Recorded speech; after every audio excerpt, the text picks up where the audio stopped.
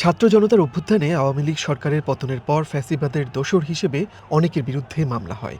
অভিযোগ আছে, ব্যক্তিবিরোধ থেকে নিরীহ অনেক মানুষকেও অন্তর্বর্তীকালীন সরকারের সময় মামলায় ফাঁসানো হয়। কোথাও কোথাও মামলা বাণিজ্যের অভিযোগও ওঠে। দপ্তর সম্পর্কে ক্ষমতায় এখন নির্বাচিত সরকার। সোমবার বিভিন্ন বাহিনীর প্রধানদের সাথে বৈঠকের পর স্বরাষ্ট্রমন্ত্রী জানান, ৫ অগাস্টের পর দায়ের হওয়া এসব মামলা যাচাই বাছাই করা হবে, যাতে নিরীহ কেউ হয়রানির শিকার না হন।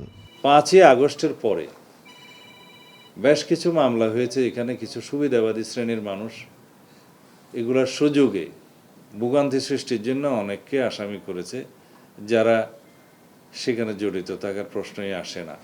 সেই জায়গায় অনেক বড় বড় ব্যবসায়ী এবং অনেক স্বনামধন্য ব্যক্তি, সমাজের বিশিষ্ট ব্যক্তিদেরকেও এরকম আসামি করা হয়েছে।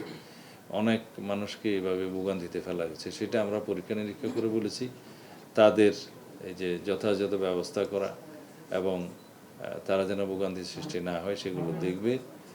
এবং এই ক্ষেত্রে আমরা আজকে নির্দেশনা দিয়েছি যাতে আইনের শাসন আমরা প্রতিষ্ঠা করতে পারি, সেই লক্ষ্যে যেন এই কাজটা করে। কারণ আমরা ঘোষণা দিলাম আইনের শাসন প্রতিষ্ঠা করব, সুশাসন জারি করব, কিন্তু এই নিরীহ মানুষগুলো অনেক ক্ষেত্রে মামলাবাজির শিকার হয়ে হয়তো ভোগান্তিতে আছে। এটা যেন এখন পরীক্ষা নিরীক্ষা করে রিপোর্ট দেয় এবং সেই মতো ব্যবস্থা নেয়। ভবিষ্যৎ হোক নিরাপদ, বিনিয়োগ হোক বিশ্বস্ত, আর আমার পছন্দ সল্ট বে। ওয়েলকাম টু সল্ট বে। মামলার পাশাপাশি আগ্নেয়াস্ত্রের লাইসেন্সও পুনর্মূল্যায়ন করবে সরকার। স্বরাষ্ট্রমন্ত্রী জানান, ফ্যাসিবাদী সরকারের সময় যেসব আগ্নেয়াস্ত্রের লাইসেন্স দেওয়া হয়েছে সেগুলো যৌক্তিক কিনা তা খতিয়ে দেখা হবে। এমনকি অন্তর্বর্তীকালীন সরকারের সময় ছাত্র উপদেষ্টাদের মধ্যে যারা আগ্নেয়াস্ত্রের লাইসেন্স নিয়েছে সেগুলো যথাযথ ছিল কিনা তাও পর্যালোচনা করার কথা জানান স্বরাষ্ট্রমন্ত্রী। লাইসেন্সদারি কারা এবং তাদেরকে যথাযথ প্রক্রিয়া মেনে লাইসেন্স দেওয়া হয়েছে কিনা, তারা লাইসেন্স পাওয়ার উপযুক্ত কিনা আইন অনুসারে, সেগুলো সবই যাচাই বাছাই করা হবে।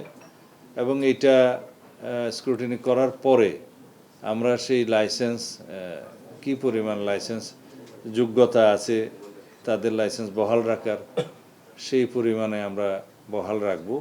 আর যেগুলো দেখা যাবে পরীক্ষা নিরীক্ষা করে যে তাদের লাইসেন্স দেওয়াটা ঠিক হয় নাই, যথাযথ প্রক্রিয়া অনুসরণ করে নাই, রাজনৈতিক উদ্দেশ্যে বা বিভিন্ন অপরাধমূলক কর্মকাণ্ড করার উদ্দেশ্যে হয়তো অন্যভাবে তারা লাইসেন্স পেয়েছে রাজনৈতিক বিবেচনায়, সেই বিবেচনা যারা পেয়েছে সেগুলো বাতিল করা হবে এবং একই সাথে সেই লাইসেন্সের অধীনে অস্ত্র থাকলে সেটাও বাজেয়াপ্ত হবে। এদিন সচিবালয়ে নিজ দপ্তরে কৃষক কার্ড নিয়ে সভা করেন প্রধানমন্ত্রী তারেক রহমান।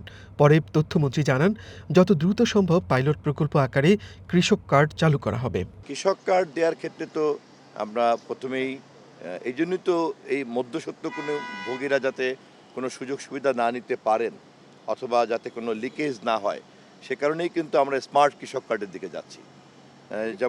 যেমন একজন, আমরা যারা মোবাইল ফোন ইউজ করি, একজন সিম ক্রেতা এবং তিনি সরাসরি কিন্তু তার সব ধরনের সেবা ব্যাংকের থেকে পাচ্ছেন।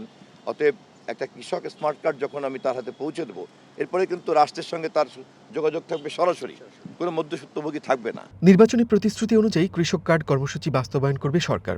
কি প্রক্রিয়ায় কতজনকে এই সুবিধা দেয়া হবে সেসব বিষয় চূড়ান্ত করতেই সংশ্লিষ্টদের সাথে বৈঠক করেন সরকার প্রধান। মনির মিল্লাত, ওয়ান নিউজ, ঢাকা।